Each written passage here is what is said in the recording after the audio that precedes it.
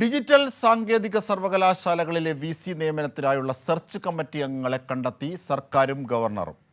Academic വിദഗ്ധർ ഉൾപ്പെടുന്ന 10 പേരുടെ പട്ടിക സർക്കാരും 8 പേരുടെ പട്ടിക രാജ്ഭവനും സുപ്രീം കോടതി അഭിഭാഷകർക്ക് കൈമാറി. ഹർജി തിങ്കളാഴ്ച സുപ്രീം കോടതി വീണ്ടും പരിഗണിക്കും. ഡിജിറ്റൽ സാങ്കേതിക സർവകലാശാലകളിലെ സ്ഥിരം വൈസ് ചാൻസലർ നിയമനത്തിനുള്ള സെർച്ച് കമ്മിറ്റി സുപ്രീം കോടതി രൂപീകരിക്കുമെന്ന് കഴിഞ്ഞ ദിവസം വ്യക്തമാക്കിയിരുന്നു. ഇതിനായി സംസ്ഥാന സർക്കാരും ഗവർണറും പ്രത്യേകം പട്ടിക കൈമാറാനും കോടതി നിർദ്ദേശിച്ചതിന്റെ അടിസ്ഥാനത്തിലാണ് പട്ടിക തയ്യാറാക്കിയത്. അക്കാദമിക് വിദഗ്ധരായ 10 പേരുടെ പട്ടിക സർക്കാർ സ്റ്റാൻഡിംഗ് കൗൺസിലിന് കൈമാറി.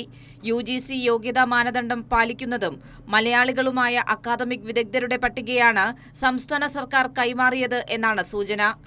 IIT പ്രൊഫസർമാർ ഉൾപ്പെടെയുള്ള അക്കാദമിക് വിദഗ്ധരായ 8 പേരുടെ പട്ടിക രാജ്ഭവനും അറ്റോർണി ജനറലിന് കൈമാറിയിട്ടുണ്ട്.